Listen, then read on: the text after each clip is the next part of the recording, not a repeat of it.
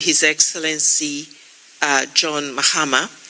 And the question that I have for him, which also will be answered by two other panelists, is why investing, Your Excellency, why is investing in youth-driven industries, specifically in startups and in creative sectors, essential for Africa's economic diversification in the 21st century? Yeah, thank you, Ahuna. Very happy to be a part of this panel to share a few of the insights in why we need to diversify African economies, especially with regards to youth startups.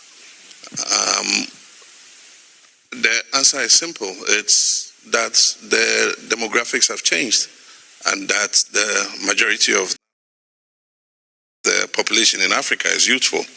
And so there's no way you can grow a successful economy without investing in the youth.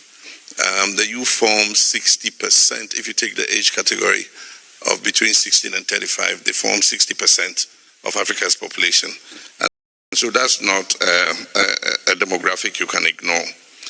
But aside from that, the world is changing and it's now a knowledge economy. The youth are interested in certain sectors that are not the traditional sectors. And so in the creatives, in the renewable energy space, even if they go for traditional sectors like agriculture, they are looking at agri-tech and other, knowledge-driven aspects of those traditional sectors. And so it is important to find where their interests are and invest in those sectors so that you can attract the youth to go into those sectors. Now, if you look at Africa, in 2024, there was about an investment of 4.2 billion in startups, and a lot of that went into, the biggest majority was about 45%, which went into fintechs. The fintech space is growing at an astronomical rate in Africa, and is mainly driven by smart tech-savvy youth who have seen openings and are taking advantage of it. In all our countries, the change in the economic structure is happening. For instance, in Ghana, in 2015, the services sector overtook agriculture and industry and manufacturing to become the largest sector in our economy, and that's how it should be. And so, for instance, if you take the fintechs, I met the fintech groups, and one of the interesting ones I found was an agri-tech company, and it was solving a problem that we've been struggling with as government for many years, how to extend credit and support to farmers in order that they can increase productivity. And so we had a shot in the dark approach, distributing fertilizers, distributing inputs, and so on and so forth. And you couldn't tell who exactly those inputs were going to and whether you were getting value for money for those inputs. I mean, these young people set up a fintech, they set up a platform, they gave mobile phones to farmers, they distributed to the agricultural inputs to the farmers based on their acreage and their need. And based on the fact that they had them on the platform, they could send credit to them by mobile money. And at the end of the farming season, go directly to the farmer and offtake the production. And that changed it completely. The farmers are able to get a credit score now. And so you can see who's credit-worthy and who's not. And so it's changed the face of agriculture. It's changing the face of agriculture in our country. Apart from that, the creative sector and youth startups are adding jobs faster than the traditional sectors.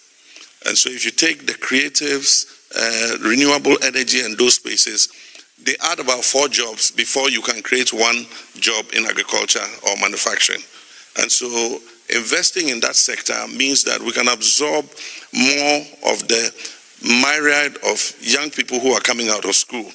If we decide to concentrate on manufacturing and industry, Africa needs to turn up about 12 to 15 million jobs a year You cannot create that in manufacturing and industry and agriculture alone, but the rate at which the creatives and digital space add jobs is much faster than the traditional economy. So it's a place that we must invest as governments in order that we can absorb more of the youth. We know that we say the youth bulge or the huge youth population in Africa is an advantage, but if we do not create enough jobs fast enough to absorb those young people coming out, then it will become a gunpowder keg and it could consume us. Thank you, Your Excellency. You know, one of the things that you've highlighted here is the volume, the scale of the need when it comes to jobs. Thank you.